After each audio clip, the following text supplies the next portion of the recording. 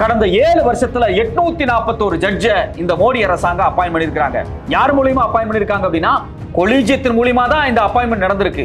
ஆனா இந்த 841 ஜட்ஜில கிட்டத்தட்ட 642 பேர் ஒரு குறிப்பிட்ட பிரிவில் இருந்து வந்திருக்காங்க. ஒட்டுமொத்தமாக மொத்த ஜட்ஜ நியமித்ததுல 77% எப்படி அந்த குறிப்பிட்ட சாதிய குழுக்குள் இருந்து வந்தாங்க.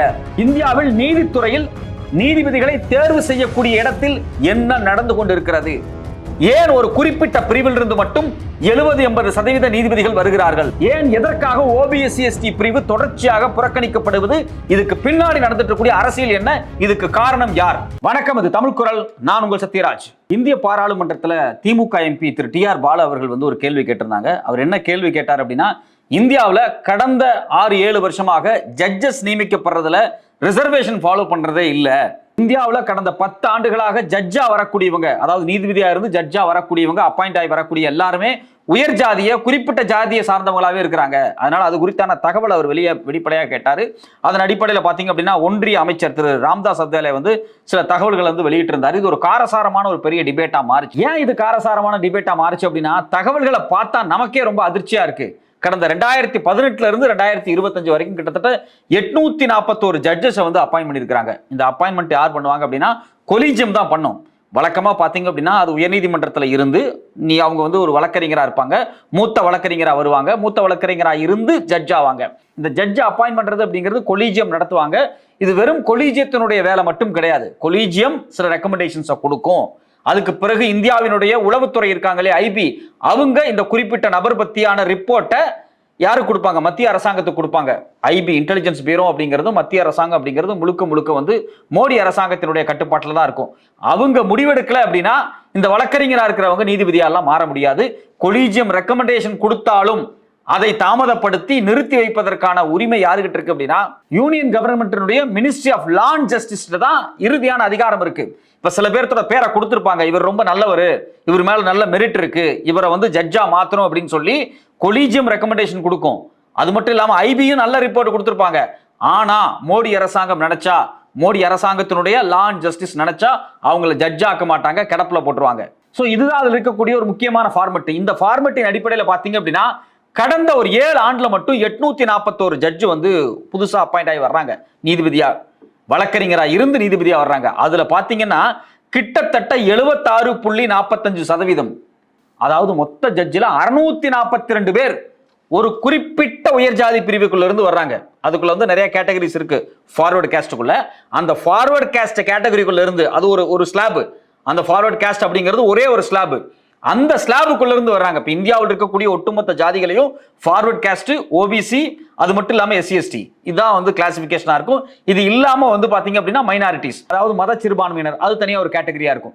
சோ இது எல்லாத்தையும் பாத்தீங்க அப்படின்னா இந்தியாவில் யாரு ரொம்ப அதிகமான மக்களா இருக்காங்க அப்படின்னா ஓபிசி மக்கள் ரொம்ப அதிகமா இருக்கிறாங்க. அதுக்கு பிறகு எஸ்சி எஸ்டி மக்கள் அதிகமா இருக்காங்க, மைனாரிட்டிஸ் மக்கள் அதிகமா இருக்கிறாங்க. ரொம்ப ரொம்ப ரொம்ப குறைவான மக்கள் இந்தியாவில் யார் இருக்காங்கன்னு பாத்தீங்கன்னா இந்த ஃபார்வர்ட் காஸ்ட் அப்படிங்கக்கூடிய அந்த ஒரு ஸ்லாப். ஆனா மொத்த ஜட்ஜா வந்ததுல இந்தியாவிலே அதிகமான பேர் 77% யாரு வந்திருக்காங்க அப்படின்னா அந்த குறிப்பிட்ட ஒரு ஸ்லாபை சார்ந்தவங்க தான் அதிகமா வந்திருக்காங்க. அப்போ நமக்கு வெளிப்படையா ஒரு கேள்வி என்ன அப்படின்னா, ஏன் இந்தியாவில் நீதித்துறையில ரிசர்வேஷனை ஃபாலோ பண்றது இல்ல? ரிசர்வேஷன் ஃபாலோ பண்ணணுமா வேண்டாமா? கண்டிப்பா ரிசர்வேஷன் ஃபாலோ பண்ணணும். பாஜக என்ன சொல்றாங்க அப்படின்னா நாமெல்லாம் இந்துக்கள், RSS அதான் சொல்லுது, நாமெல்லாம் இந்துக்கள், நம்ம ஒற்றுமையா இருக்கணும் அப்படின்னு சொல்றாங்க. அதெல்லாம் சரிதான், இந்துக்கள் ஒற்றுமையா இருக்கலாம். ஆனா அது எப்படி நீங்க ஜட்ஜா வரும்போது இந்துக்களுடைய ஒற்றுமையை நீங்க பொருட்படுத்த மாட்டேங்கிறீங்க. குறிப்பிட்ட உயர் ஜாதி மட்டும் ஜட்ஜா வருது. ஐஐடில ப்ரொஃபஸரா வர்றவங்க ஃபுல்லா குறிப்பிட்ட உயர் ஜாதியா இருக்கிறாங்க. ஐஐஎம்ல ப்ரொஃபஸரா வர்றவங்க எல்லாம் குறிப்பிட்ட உயர் ஜாதியா இருக்கிறாங்க. இந்தியாவினுடைய அரசாங்க கட்டுப்பாட்டில், அதாவது மத்திய அரசாங்கத்தின் கட்டுப்பாட்டு இருக்கக்கூடிய பல்கலைக்கழகத்துல எல்லாத்தையும் பார்த்தா ஒரு குறிப்பிட்ட அந்த ஸ்லாப் ஃபார்வர்ட் காஸ்ட் மட்டும் உட்கார்ந்துருக்கு. இது இல்லாம planning commission, finance commission, reserve bank of India, election commission, அது மட்டும் இல்லாம பிரதமர் அலுவலகம், வெளியுறவுத்துறை அமைச்சகம்னு எல்லா இடத்துலயுமே அந்த குறிப்பிட்ட ஃபார்வர்ட் காஸ்ட் சார்ந்த குரூப் மட்டும் எப்படி உட்காருது? அப்ப இந்துக்கள்லாம் அவங்க மட்டும் தானா? மத்த ஓபிசி, எஸ்சி எஸ்டி எல்லாம் இந்துக்களே இல்லையா அப்படிங்கிற கேள்வியை RSSயும் பாஜகட்டையும் வைக்க வேண்டியது எல்லா இந்துக்களுடைய கடமை. நீங்க தானே சொல்றீங்க வாங்க இந்துக்களே ஒற்றுமையா இருப்போம் அப்படின்னு. ஆனா வேலை வாய்ப்பு வரும்போது, பதவின்னு வரும்போது மட்டும் ஏன் உயர் ஜாதிக்கு போகுது, மற்ற ஜாதி எல்லாம் இங்க ஒதுக்கப்படுது? இது எதன் அடிப்படையில் நம்ம கேட்கிறோம் அப்படின்னா, கடந்த 7 ஆண்டுகளாக நீங்க நியமித்த ஜட்ஜிகள் நீங்க யாரெல்லாம் ஜட்ஜா வரணும் அப்பாயின்மெண்ட்டுக்கு நீங்க அப்ரூவல் கொடுத்தீங்கல்ல, அந்த அப்பாயின்மெண்ட்ல இருந்து இந்த கேள்வி நம்ம முன்வைக்கிறோம். மொத்தமாக 841 பேர் நீதிபதிகளாக புதிதாக வந்தவர்கள். அதில் வெறும் 3.8% மட்டும் பட்டியலினத்தை சார்ந்தவர்கள். ஏன் ஷெட்யூல் காஸ்ட்ல இருந்து வெறும் 3.8%? மண்டல் கமிஷனுடைய அறிக்கையின்படியே பாத்தீங்கன்னா இந்தியாவில் மொத்த எஸ்சி மக்கள் 17%. இப்ப கொஞ்சம் கூட அதிகமா கூட இருக்கலாம். அப்ப மண்டல் கமிஷன் ரிப்போர்ட்டையே நீங்க ஃபாலோ பண்ணல. 17% ரிசர்வேஷன் யாருக்கு கொடுத்திருக்கணும்? தலித் மக்களுக்கு கொடுத்திருக்கணும். அது மட்டும் இல்லாம எஸ்டி மக்கள் பழங்குடியின மக்களுக்கு 8% கொடுத்திருக்கணும். நீங்க பழங்குடியின மக்களுக்கு வெறும் 2% கொடுத்திருக்கீங்க. 8% கொடுக்க வேண்டியவங்களுக்கு 2% கொடுக்குறீங்க. 17% கொடுத்திருக்க வேண்டிய தலித் மக்களுக்கு வெறும் 3.8% கொடுத்திருக்கீங்க. அப்போ இந்தியாவில் கோடிக்கணக்கான தலித்துகள் வாழ்ந்துட்டு இருக்காங்க, கோடிக்கணக்கான பழங்குடியின மக்கள் வாழ்ந்துட்டு இருக்காங்க. அவங்கள இருந்து யாருமே ஜட்ஜ் ஆகிறதுக்கு தகுதியே இல்லையா? உங்களை பொறுத்த வரைக்கும் ஏன் அவர்களும் இந்துக்களாக பார்க்கப்படலைங்கிற கேள்வி வருதா இல்லையா? சரி, தலித் மக்களுக்கு இந்த நிலைமை அப்படின்னா ஓபிசி மக்களுக்கு மண்டல் கமிஷனுடைய அறிக்கையின்படி பாத்தீங்கன்னா 52% ஓபிசி மக்கள், ஆல்மோஸ்ட் 50%. அப்போ நீங்க சொல்றீங்கல்ல 841 ஜட்ஜ், கிட்டத்தட்ட அதுல 420 பேர் இந்த ஓபிசில இருந்து வந்திருக்கணும். அதாவது பிசி, எம்பிசி, எக்ஸ்ட்ரீம்லி பேக்வர்டு கிளாஸ்னு நிறைய கேட்டகரி இருக்குல்ல, இது எல்லாம் சேர்த்து கிட்டத்தட்ட 420 பேர் வந்திருக்கணும். ஆனா இன்னைக்கு தரவுகளின்படி வெறும் 100 பேர் மட்டும் தான் ஓபிசி பிரிவில் இருந்து ஜட்ஜா வந்திருக்காங்க. பேலன்ஸ் 335 ஜட்ஜ் அவங்களுக்கு வர வேண்டிய, ஓபிசிக்கு வர வேண்டியது ஏன் கொடுக்கல? இந்துக்களே நாமெல்லாம் ஒன்றுன்னு சொல்றீங்க, ஆனா ஜட்ஜ் அப்பாயின்மெண்ட்ல ஓபிசி இருக்க மாட்டேங்கிறாங்க, தலித் இருக்க மாட்டேங்கிறாங்க, ஷெட்யூல் ட்ரைப்ஸ் இருக்க மாட்டேங்கிறாங்க. ஏன் இருக்க மாட்டேங்கிறாங்க? ஏன் அதெல்லாம் பாகுபாடா பார்க்கப்படுது? அப்போ ஒட்டுமொத்தமாக இந்தியாவில் நியமிக்கப்படக்கூடிய நீதிபதிகள் மட்டும் கிடையாது, அனைத்து பதவிகளிலும் ரிசர்வேஷன் ஒழுங்கா ஃபாலோ பண்ணப்படலையா? இந்த கேள்வி வெளிப்படையா நமக்கே வருது. இந்த பிரச்சனை இப்ப வரல, 2022லயே இந்த பிரச்சனை வந்துச்சு. 2018, 19, 20, 21, 22 இந்த 5 வருஷத்துல கிட்டத்தட்ட 537 ஜட்ஜ இந்த மோடி அரசாங்கம் அப்பாயின்ட் பண்ணாங்க. அந்த 537 பேர்த்துல கிட்டத்தட்ட 79%, 424 பேர் ஜெனரல் கேட்டகரி. வெறும் 11%, அதாவது ஓபிசில இருந்து வெறும் 57 ஜட்ஜ் தான். அட பாவமே, 537 ஜட்ஜில் வெறும் 57 பேர் தான் எங்க இருந்து வர்றாங்க? ஓபிசி கேட்டகரியில இருந்து வர்றாங்க. அதுக்கு பிறகு மைனாரிட்டிஸ்ல இருந்து 2.6% கொடுத்துருக்கணும். வெறும் 14 ஜட்ஜ் தான் முஸ்லிம்ஸ். மொத்தமா இந்தியாவில் முஸ்லிம் மக்கள் தொகை கோடிக்கணக்கில் இருக்கு, ஆனா வெறும் 14 ஜட்ஜ் தான். இதை விட கொடுமையான விஷயம், ஷெட்யூல் காஸ்ட் மக்களுக்கு மொத்தமாக 2.8% தான் கொடுத்திருக்காங்க. 15 ஜட்ஜ் தான் ஷெட்யூல் காஸ்ட்ல இருந்து. 537 ஜட்ஜில் வெறும் 15 பேர் தான் தலித்து. அது மட்டும் இல்லாமல் ஷெட்யூல் ட்ரைப்ஸ்க்கு வெறும் 1.3%, வெறும் 7 பேர் தான். இது அன்னைக்கு ஒரு மிகப்பெரிய விமர்சனமாக மாறியது. அந்த விமர்சனத்துக்கு பிறகாவது மோடி அரசாங்கம் ஏதாவது சேஞ்சஸ் கொண்டு வந்துச்சானா? கொண்டு வரல. 2022 இப்படி இருக்கு அப்படின்னு 23 அறிக்கை வருது. 24 மோடி அரசாங்கம் தேர்தலுக்கு வர்றாங்க. இந்த தேர்தல்ல பாஜக பயங்கரமான வெற்றி பெறுது. ஆனா இருந்தாலும் இங்க ஓபிசி மக்கள், எஸ்சி எஸ்டி மக்களுக்கு எந்த விதமான அடிப்படையான நீதித்துறை பங்களிப்பும் தரவில்லை அப்படிங்கறதா ரொம்ப அதிர்ச்சியான செய்தியா இருக்கு. இது வெறும் நீதிமன்றங்கள்ல மட்டும் நடக்கிறது இல்ல, ஐஐடி, ஐஐஎம்ல கூட இதான் நிலைமையா இருக்கு. கிட்டத்தட்ட பாத்தீங்க அப்படின்னா பல ஆயிரக்கணக்கான மாணவர்கள் ஓபிசி பிரிவுல இருந்து, எஸ்சி எஸ்டி பிரிவுல இருந்து ரிசர்வேஷன்ல ஐஐடிக்குள்ள போனவங்களை படிக்க விடாம டார்ச்சர் பண்ணி வெளியே அனுப்பிச்சிருக்காங்க. அதுல படிக்க முடியாம வெளியே வந்தவங்க ஆயிரக்கணக்கான பேர் இருக்கிறாங்க. அதுக்கு ஏன் காரணம்? ஒரு மாணவன் ஐஐடியில் கஷ்டப்பட்டு உள்ள போறான், ஐஐஎம்ல உள்ள போறான், படிக்க முடியாம போறதுக்கு என்ன காரணம்னா அங்க இருக்கக்கூடிய சாதிய பாகுபாடு தான். டைம்ஸ் ஆஃப் இந்தியா ஒரு டேட்டா வெளியிட்டு இருக்காங்க. அந்த டேட்டா பார்த்தா நமக்கே ரொம்ப அதிர்ச்சியா இருக்கு. இந்தியாவில் இருக்கக்கூடிய இந்தியன் இன்ஸ்டிடியூட் ஆஃப் மேனேஜ்மெண்ட்ல 74% ப்ரொஃபசர்ஸ் யாருன்னு பாத்தீங்கன்னா 74% ஒரு குறிப்பிட்ட சாதியை சார்ந்தவங்களா இருக்கிறாங்க, ஃபார்வர்ட் கேஸ்டா இருக்கிறாங்க, அந்த ஸ்லாபுக்குள்ள வர்றாங்க. ரெண்டாவது எஸ்சியில இருந்து 0.8% தான் ப்ரொஃபசர்ஸ், எஸ்டியில இருந்து 0.2%, ஓபிசியில இருந்து வெறும் 2.6% ப்ரொஃபசர்ஸ், அவ்வளவுதான். அதே மாதிரி தான் ஐஐடியில் பார்த்தீங்க அப்படின்னா 81% ஜெனரல் கேட்டகரி ப்ரொஃபசர்ஸ், உயர் ஜாதி ப்ரொஃபசர்ஸ் தான். எஸ்சியில இருந்து 2.23%, எஸ்டியில இருந்து 0.31%, ஓபிசியில இருந்து 5.44%, அதாவது 6%. அப்போ ஓபிசியில இருந்தும் சரி, எஸ்சி எஸ்டியில இருந்தும் சரி, ஐஐடி ஐஐஎம்குள்ள ப்ரொஃபசர்ஸாவே இல்லை அப்படின்னா இந்த ஓபிசி எஸ்சி எஸ்டியில இருந்து வரக்கூடிய மாணவர்களை அங்க எப்படி பார்க்கப்படும்? ஒரு சாதிய பாகுபாடோடு பார்க்கப்படும். நிறைய மாணவர் சூசைட் பண்றான். எக்கச்சக்கமான தகவல்கள் வெளிவந்துகிட்டே இருக்கு ஐஐடி ஐஎம் பத்தி. குறிப்பா ஐஐஎம் பாம்பேக்குள்ள ஆர்எஸ்எஸ் அட்ராசிட்டி ரொம்ப ரொம்ப அதிகமாயிட்டு இருக்கு. அப்ப இவங்க எல்லாம் அங்க படிக்க முடியாம, அங்க வாழவே முடியாம அங்கிருந்து தினம் வெளியே வந்துகிட்டு இருக்காங்க. அதுக்கு முக்கியமான காரணம் என்ன அப்படின்னா, இப்படி மத்திய அரசாங்கத்தால் நடத்தப்படக்கூடிய பல்கலைக்கழகங்கள் எல்லாத்துலயுமே வாத்தியார்களாக அந்த குறிப்பிட்ட பிரிவில் இருந்து போய் உட்கார்ந்து இருக்கிறாங்க, உயர் ஜாதியா இருக்காங்க. இதனால அந்த உயர் ஜாதி அல்லாதவர்கள் எல்லாருமே நேரடியா பாதிக்கப்படுறாங்க. இது கல்வி கூடங்கள் மட்டும் கிடையாது.